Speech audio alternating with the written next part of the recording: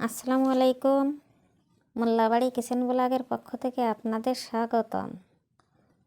আজ আমি আপনাদের মাঝে শেয়ার করব চিকেন টিকিয়া কাবাব রেসিপি। এই কাবাব রেসিপিটি অল্প খরচে ঘরোয়া উপকরণ দিয়ে খুব সহজেই তৈরি করতে পারবেন। এই কাবাবটি তৈরির জন্য যে সমস্ত উপকরণগুলো আমি নিচ্ছি। প্রথমেই বুটের ডাউলটা আধা ঘন্টা আগে ভিজিয়ে রাখতে হবে। ডাউলটা ভিজিয়ে রাখার পর ভালোভাবে ধুয়ে নিয়েছি। এরপর কড়াইয়ে ডাউলটা ঢেলে দিচ্ছি। সাথে দিচ্ছি আদা বাটা, তেজপাতা, কয়েক কোয়া রসুন, দারুচিনি, পেঁয়াজ কুচি, এলাচটা ফাটিয়ে দিতে হবে। সামান্য পরিমাণ জিরা গুঁড়া, মাংস।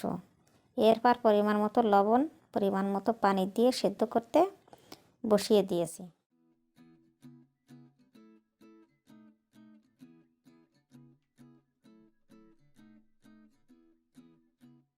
আধা ঘন্টা রান্নার পর ডাউলটা সেদ্ধ হয়ে গিয়েছে।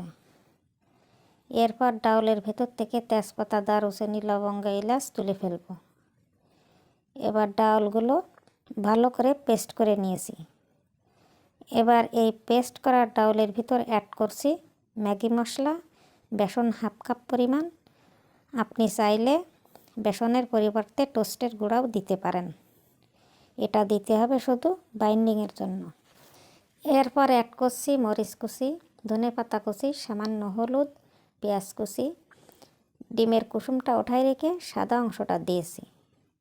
ডিমের কুসুমটা অ্যাড করলে কাবাব ভাজার সময় তেলটা উতলে ওঠে, কাবাব ভাজতে সমস্যা হয়, এমনকি ভাজার সময় কাবাবটা ভেঙে যেতে পারে। এবার সব উপকরণগুলো একত্রে এভাবে মিশিয়ে নিব। মেশানোর সময় যদি মনে হয় মিশ্রণটি শক্ত ভাব লাগছে, তাহলে অল্প পানি মিক্স করে মেখে নেব। এরপর বড়ার শেপ দিয়ে দেখব শেপটা ঠিক মতো হচ্ছে কিনা। যখন দেখব বড়ার শেপটা ভালো হচ্ছে, তখন বড়াগুলো সব শেপ দিয়ে নিব। আমি আগেই ফ্রাই প্যানে তেল বসিয়ে দিয়েছি। তেলটা ভালোভাবে গরম হলে চুলার আঁচ মাঝারি রেখে এবার একটা একটা করে কাবাব তেলের ভিতর ছেড়ে দেব।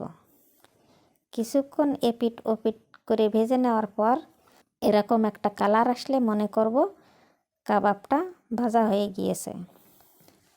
এবার কাবাবগুলো প্যান থেকে উঠিয়ে নেব। আপনারা চাইলে কিছুটা কাবাব ফ্রোজিং করে এভাবে রাখতে পারেন। প্রথমেই বড়াগুলোর শেপ দেওয়ার পর একটা প্লেটে কিংবা ট্রেতে একটা একটা করে বিছিয়ে ডিপ ফাংশানে রেখে দিব 20 ঘন্টা। এরপর কাবাবগুলো ফ্রিজ থেকে বের করে এভাবে বক্সে রেখে দিতে পারেন 2 থেকে 3 মাস পর্যন্ত। 2 থেকে 3 মাস পর্যন্ত এই কাবাবগুলোর গুণগত মান ঠিক থাকবে। তবে যখন বের করবেন বা ভাজি করার ইচ্ছা করবেন, তখন কমপক্ষে 1 ঘন্টা আগে কাবাবগুলো বের করে রাখবেন। রাখার পর কাবাবটা স্বাভাবিক হয়ে গেলে তখন কাবাবগুলো ভাজি করবেন। চাইলে এভাবে বানিয়ে দেখতে পারেন। আমার এই কাবাব রেসিপিটি যদি আপনাদের ভালো লেগে থাকে, তাহলে আমার চ্যানেলটি সাবস্ক্রাইব করে রাখবেন, লাইক কমেন্ট শেয়ার করে পাশে থাকবেন। আজ এ পর্যন্তই। আল্লাহ হাফেজ।